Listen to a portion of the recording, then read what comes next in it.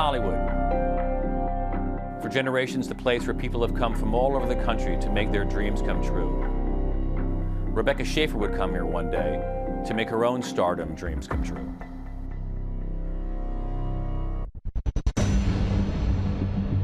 But sadly, her breakout role would lead to disaster. She didn't think there were people out there who would want to harm her. Since she was a child, Rebecca Schaeffer could light up a room. This is a picture of me holding Rebecca when she was probably 3 to 4 months old. And what can I say? I adored her. When she was a teenager, she discovered her passion for acting. So at 16, Rebecca made a bold decision. She left her family and friends in Portland, Oregon, and moved across the country to New York. That was an extremely happy time for her. I mean, she was doing what she liked.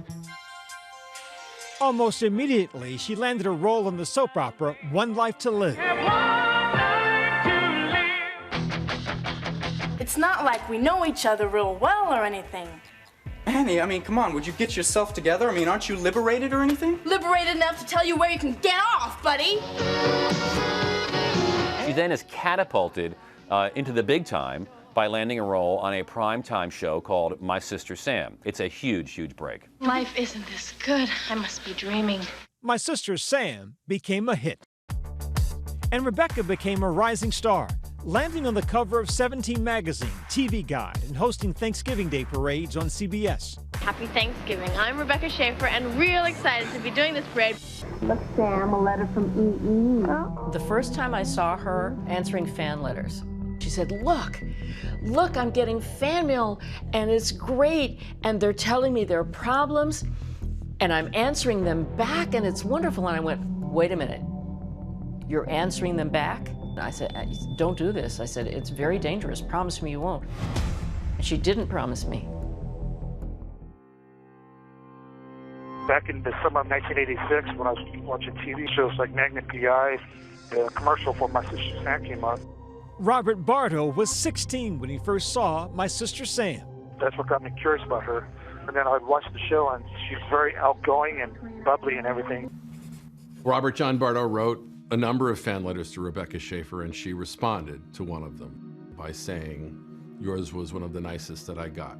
In Bardo's mind, this letter in this picture confirms for him that she reciprocates these feelings for him. Bardo became obsessed with the actress and decided he had to meet her. He took a plane from his home in Tucson to Burbank and showed up at the studio lot with flowers and a teddy bear. And he was met at the gate by the head of security and said, no, you cannot go onto the set. You cannot meet with her. Go home. But Bardo would not be deterred. He would come back again. Then I was there the second time he did it. And I was told that he was very agitated and very, very angry.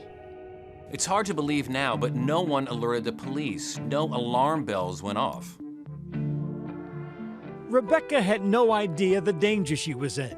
For the next 2 years, she was focused on her career, branching out into more mature roles.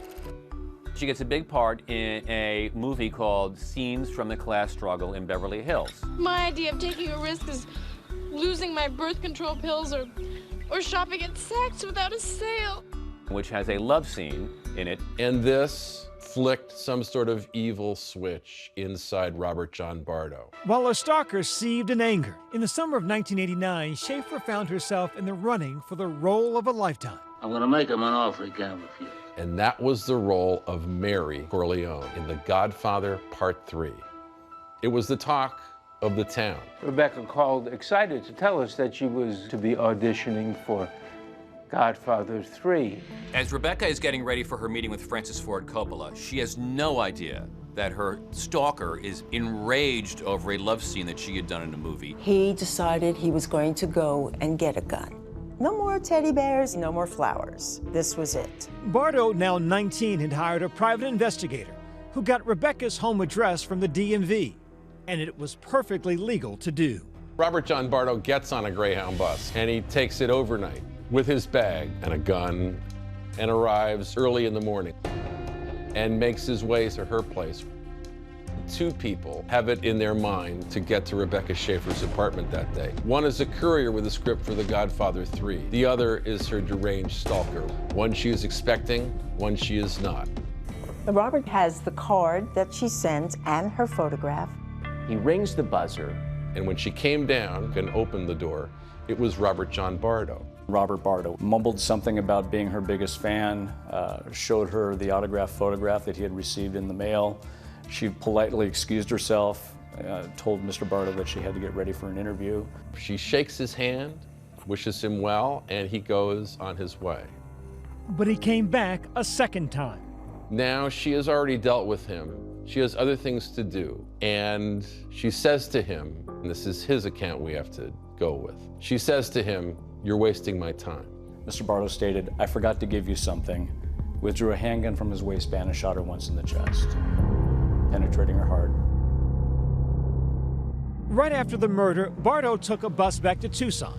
The very next day, Tucson police got a call about a man running in traffic on a freeway. I got there and he was screaming, "I killed Rebecca Schaeffer." Robert Bardo was arrested this morning on a Tucson freeway. We went very quickly and met the detectives and met Marcia Clark, the prosecutor. I didn't know quite what to say to them. What do you say? Other than I'm going to fight so hard to bring her killer to justice. 2 years after Rebecca Schaeffer's murder, Bardo was found guilty of first-degree murder. My reaction was relief, and the family was relieved too. It's over, it's over. He'll be in there for the rest of his life, thank God. I'm sure it was a mixture of grief and sadness and yet some satisfaction and justice. Will it give you some kind of peace? I think it will. Robert John Bardo was sentenced in December 1991 to life in prison with no possibility of parole. ABC News recently reached out to Bardo in prison, and he responded by phone. I accept full responsibility for what I've done. My thinking was so negative, and I was blaming others for things that was happening within me. But regarding Rebecca Schaeffer, you know, she was irreplaceable. I think about her every day because she should be here. I realize what I've done, and I feel a lot of tremendous guilt.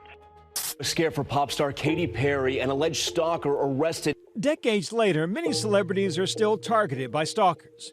But Rebecca's murder led to California passing the first anti-stalking law in the nation, a positive change born from a senseless tragedy. She is forever fixed in our mind as the beautiful 21-year-old. Those who loved her will always miss her as a person and for the unexplored potential that she as a human being had.